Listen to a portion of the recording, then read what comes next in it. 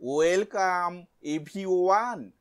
Question on inorganic chemistry.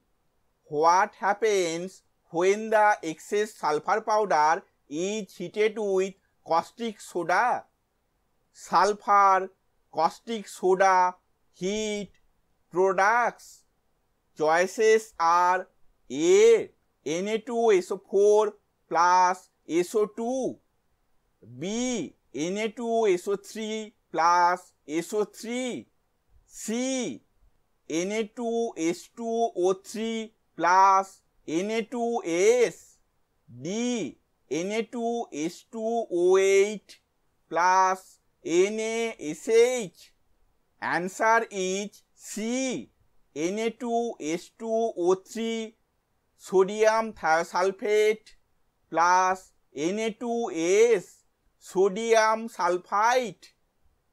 The complete balance equation of this reaction is 4S plus 6NaOH heat Na2H2O3 plus 2Na2S plus 3H2O.